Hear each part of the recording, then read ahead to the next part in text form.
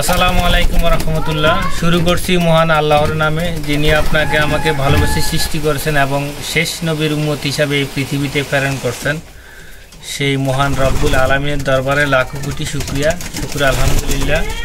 দর্শক, আজকে আমি যে ভিডিওটি করব এটা আর কেউ কখনো করে নাই। কিভাবে পৃথিবীতে রেসার কবুতর আবিষ্কার হলো, তো আমার এই ক্ষুদ্র জ্ঞান থেকে আমি আপনাদেরকে ধারণা দেবো। এই ব্যাপারে শুরু করা যাক আজকের ভিডিও। অতি প্রথম যখন বাংলাদেশে 2004 সাল থেকে রেসার কবুতর আবির্ভাব ঘটে, এর আগে মানুষ ইরানি হুমা এটা পালতো। আমি আগে বাংলাদেশের পরিচিতিটা দেই। তখন থেকে হাতে কোনো 10 জন মিলিয়ে একটি ক্লাব নিয়েছিল, সেটা BRPEL।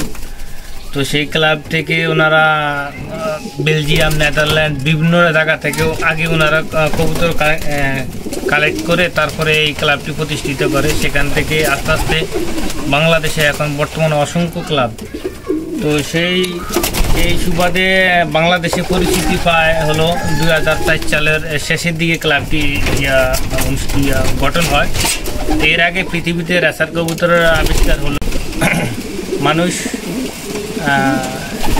আজ থেকে 1000 বছর আগে নূহ আলাইহিস সালামের যুগে যখন আল্লাহ তাআলা প্লাবন দিয়েছিলেন বা আযাব দিয়েছিলেন, তখন সব জিনিসই এক জোড়া করে নৌকাতে রাখছিলেন, ডিঙ্গিতে। সেখানে কিন্তু এই কবুতরও রাখছিলেন, যার কারণে আমরা তার সুফল পাইছি।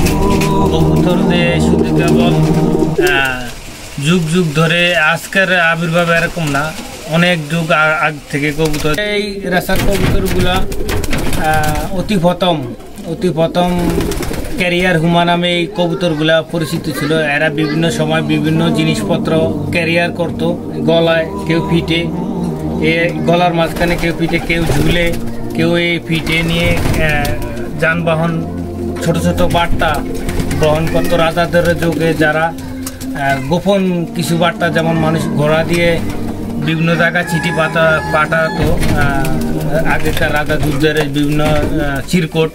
সেক্ষেত্রে মানুষ অনেক সময় পথভ্রষ্ট হতো বা অন্যরা শত্রুপক্ষ তাদেরকে আক্রমণ করে চিরকুট নিয়ে যেত। সেক্ষেত্রে এই কবুতর তারা ব্যবহার করত, সেটি ছিল ক্যারিয়ার হুমা নামে। তো পরবর্তী কবুতরগুলা আরও আপডেটের জন্য মানুষ এগুলাকে এই ক্যারিয়ার হুমার সাথে পরবর্তীতে সে ক্যারিয়ার হুমার সাথে ড্রাগন হুমা ক্রসব্রিড হয়। তারপর থেকে একটু কিছুটা আপডেট হয়। ড্রাগন হুমা আমরা যেটা বলতে জানি অনেকে, আসলে সেটা না। আমি আপনাদেরকে এই ভিডিওতে দেখিয়ে দেব। ড্রাগন হুমার সাথে যারা পুরাতন ফেন্সিয়ার তারা হয়তো বা চিনেন।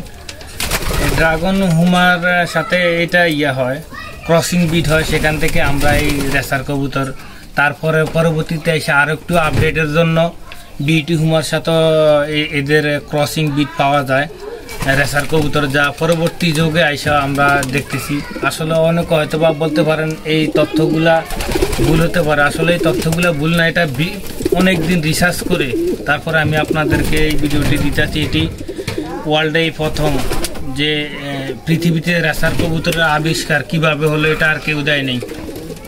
তো দর্শক, আমার এই ভিডিওটি যদি আপনাদের ভালো লাগে তাহলে অবশ্যই ভিডিওটি দেখবেন এবং শেয়ার করবেন এবং পুরো ভিডিওটি সম্পূর্ণ না টেনে দেখার চেষ্টা করবেন। তো তারপর থেকে এই রেসার কবুতর আর আজ থেকে 2004 সালের আগে মানুষ, আমরা যখন বাংলাদেশে ফালতো তখন সেটা ইরানি হুমা ছিল। ইরানি হুমাকা ফালতো, রেসার কবুতর ফালতো না। এখন আল্লাহর রহমতে সব মানুষে কম বেশি রেসার কবুতর চিনে এবং ফলে আগে এই রেসার কবুতরটা পৃথিবীতে কিভাবে আসলে এটা আমরা আসলে অনেকে জানি না। হয়তো বা আমার কথাটা আপনারা অনেকে অন্যভাবে নিতে পারেন।